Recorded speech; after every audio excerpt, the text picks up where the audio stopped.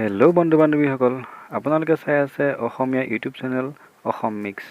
বন্ধু বান্ধৱীসকল, আপোনালোকলৈ আজি মই লৈ আহিছোঁ 5টা নতুন অসমীয়া সাধাৰণ জ্ঞানৰ প্ৰশ্ন আৰু উত্তৰ।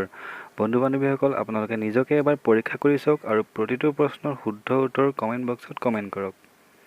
প্ৰতিটো প্ৰশ্নৰ উত্তৰ দিবলৈ আপোনালোকক 10 ছেকেণ্ডকৈ সময় দিয়া হ'ব আৰু আপুনি 10 ছেকেণ্ডত যদি উত্তৰটো বিচাৰি নাপায় তেনেহ'লে ভিডিঅ'টো পজ কৰিব আৰু শুদ্ধ উত্তৰটো দিবলৈ চেষ্টা কৰিব। বন্ধু বান্ধৱীসকল, ভিডিঅ'টো আৰম্ভ কৰাৰ আগতে আপোনালোকক ক'ব বিচাৰোঁ যে আপোনালোকে যদি আমাৰ চেনেলত নতুনকৈ আহিছে তেনেহ'লে আমাৰ চেনেলটো ছাবস্ক্ৰাইব কৰিব আৰু এই ভিডিঅ'টো ভাল লাগিলে এটা লাইক কৰি দিব। বন্ধু বান্ধৱীসকল, আপোনালোকে যদি আমাৰ আগৰ ভিডিঅ'সমূহ চোৱা নাই তেনেহ'লে ডিছক্ৰিপশ্যনত লিংকসমূহ দিয়া আছে। লিংকসমূহত ক্লিক কৰি পোনপটীয়াকৈ আমাৰ আগৰ ভিডিঅ'সমূহ চাব পাৰে। তেনেহ'লে আহক আমি আজিৰ ভিডিঅ'টো আৰম্ভ কৰি দিওঁ।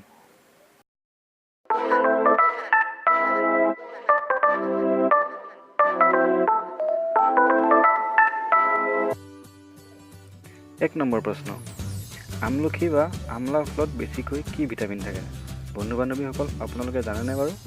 আৰু যদি জানে তেনেহ'লে 10 ছেকেণ্ড শেষ হোৱাৰ আগতে কমেণ্ট বক্সত কমেণ্ট কৰক।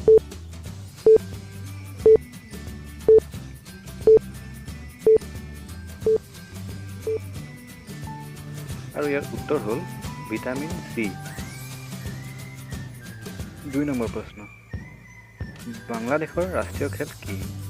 বন্ধু বান্ধৱীসকল, আপোনালোকে জানেনে বাৰু বাংলাদেশৰ ৰাষ্ট্ৰীয় খেল কি?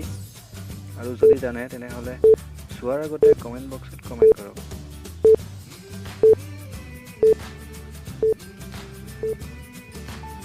আৰু ইয়াৰ উত্তৰ হৈছে কাবাডী খেল। বন্ধু বান্ধৱীসকল, আপোনালোকে কাবাডী খেল খেলিছেনে বাৰু?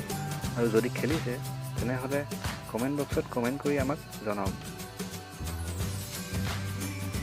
3 নম্বৰ প্ৰশ্ন, ভাৰতৰ সকলোতকৈ দীঘল নদীখনৰ নাম কি? বন্ধু বান্ধৱীসকল, আপোনালোকে যদি উত্তৰটো জানে তেনেহ'লে কমেণ্ট বক্সত কমেণ্ট কৰক।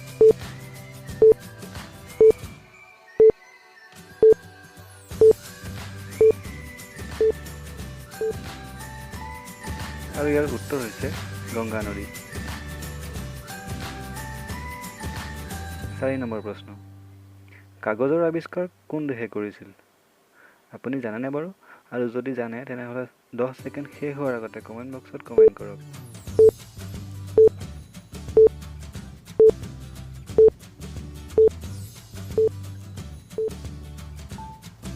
আৰু ইয়াৰ উত্তৰ হৈছে চীন দেশে।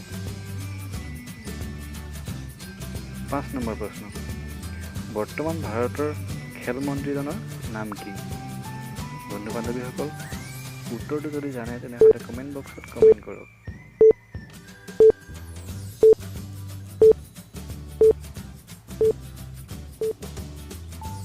আৰু ইয়াৰ উত্তৰ হৈছে ৰাজৱৰ্ধন সিং। তেনেহ'লে বন্ধু বান্ধৱীসকল, আমাৰ এই ভিডিঅ'টো কেনেকুৱা লাগিলে? যদি ভাল লাগিল লাইক কৰি থৈ যাব আৰু নতুনকৈ অহাসকলে আমাৰ চেনেলটো ছাবস্ক্ৰাইব কৰিব আৰু ছাবস্ক্ৰাইব বটনটোৰ কাষতে থকা বেলটো বজাই থৈ যাব আৰু এই ভিডিঅ'টো নজনাসকললৈ শ্বেয়াৰ কৰি দিব। আৰু একেবাৰে শেষত সকলোলৈকে ধন্যবাদ জনালোঁ।